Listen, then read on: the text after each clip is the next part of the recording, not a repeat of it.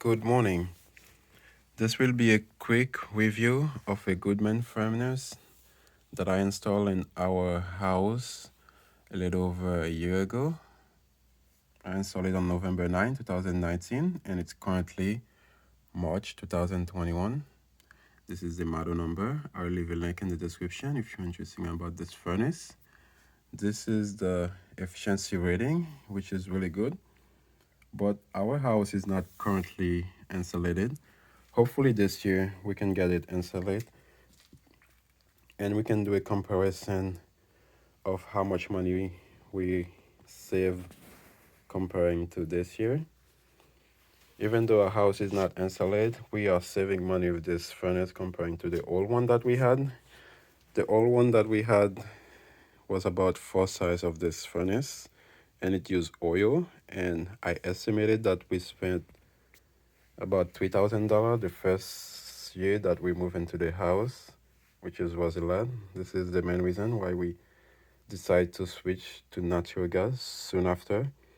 The house already had natural gas line in it. If your house doesn't have that, it's gonna cost you a lot more to feed natural gas line inside of your house. So good thing that we already had natural gas line inside of our house. I did the natural gas line work by myself and also the electrical work. If you're not comfortable in those areas, please hire a professional. If not, if you have some experience, feel free to do it. Just make sure you test for gas leak after you've done all your gas work. That's how you get your house blow if you don't check for those and there's a gas leak inside of your house.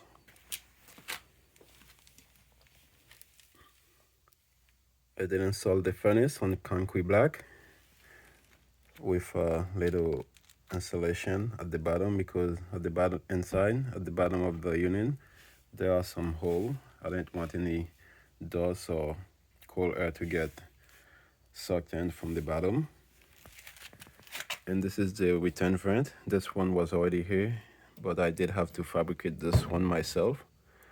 It's not that hard to do, just cut them into shape and put the crease in the middle and tape all the seam and hole to make sure it's completely sealed.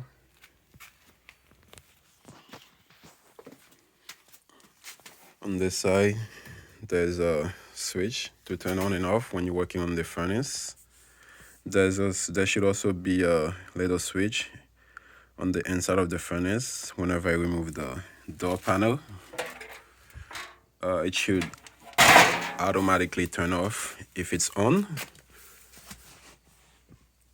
There is the intake vent coming from the outside of the house and the exhaust vent going to the outside of the house. And make sure you read your furnace manual. It tells you how far apart to place your intake and exhaust vent outside of the house. This looks kind of complicated, but it's not that complicated. Just a couple parts put together. And here's your condensation line coming down. And it goes down in this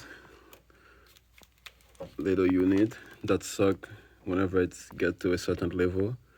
It suck the water and dump it outside, but you can also dump it in a drain inside of your house. And here's the computer down here. Overall, I am really happy with this unit. I haven't had any problem with it so far. I hope that it lasts a really long time.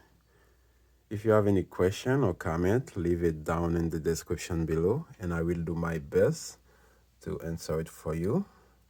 Before I bought this unit, I was worried that I would have issue with it within the first year, because I read a lot of reviews and watched a lot of videos, people saying that Goodman furnace are not that good. So I just decided to go with them to take a chance, because the furnace are really affordable.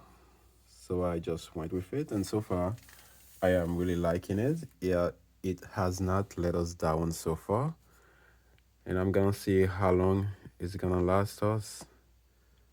Thank you very much for coming to my channel. I really appreciate it. Have a good one.